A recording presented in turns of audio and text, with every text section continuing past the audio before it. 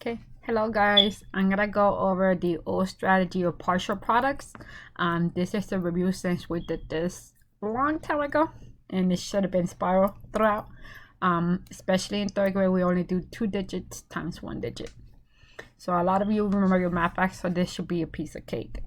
Okay, so right now I'm gonna go over the strategy of 57 times 8. Remember, partial products is when you partition the numbers, so you make them in groups. So right now, if you remember correctly, these are my ones place and these are my tens place. So the only one I'm going to partition right now is 57. So the easiest way to partition 57, it will be 50 and 7. Okay, 50 plus 7 equals 57. But both of them are being multiplied times 8. So I'm going to multiply 7 times 8 and 50 times 8. Now, if you know 7 times 8, you are done. But if you're still struggling with 7 times 8, there's a way of partitioning even at 7.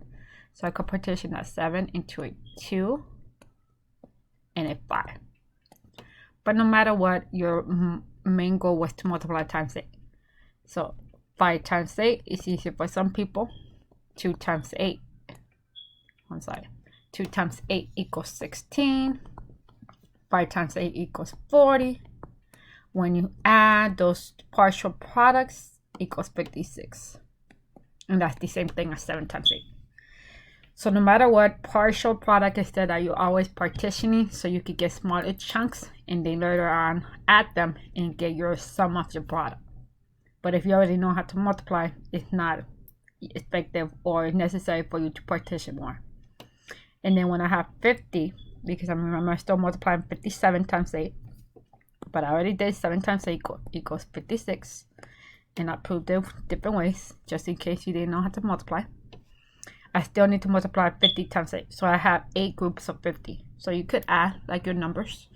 And you can remember that if 2 groups of 50 makes 100 and then count forward. Or you can just stick with the facts that you're multiplying tens now. So because you're multiplying tens, you are having 8 groups of 5 tens. So 8 times 5, like we mentioned before, is 40. But in reality, that 40 represents 40 tens, which is 400. At the end of the partial products is when you need to find a sum.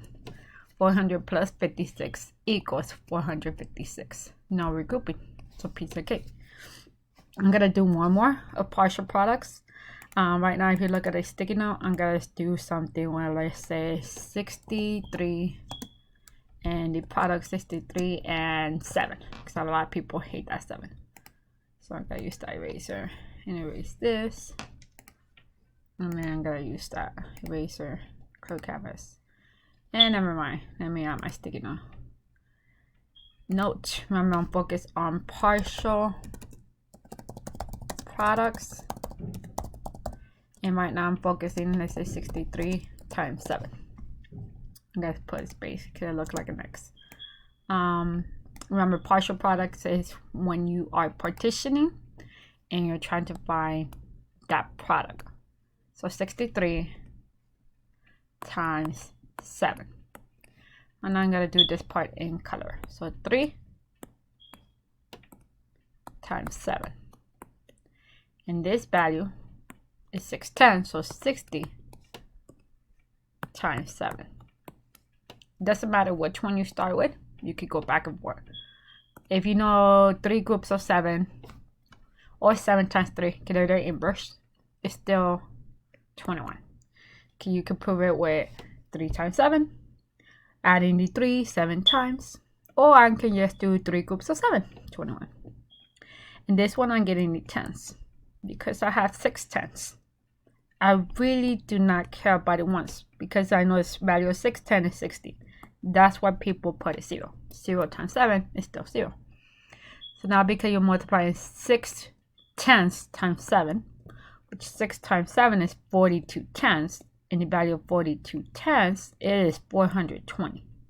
Everything goes back to the things I did in second and third. So 420 plus 21. Remember that was the partial product of the ones place. And this is the partial product of the tens place. When you add them, you are going to have your 441. Okay, hopefully this video was enough to review. If you still have some questions, hopefully you can reach out to me, or I can post something different. Later on, we're gonna go over aerial models. Okay, thank you.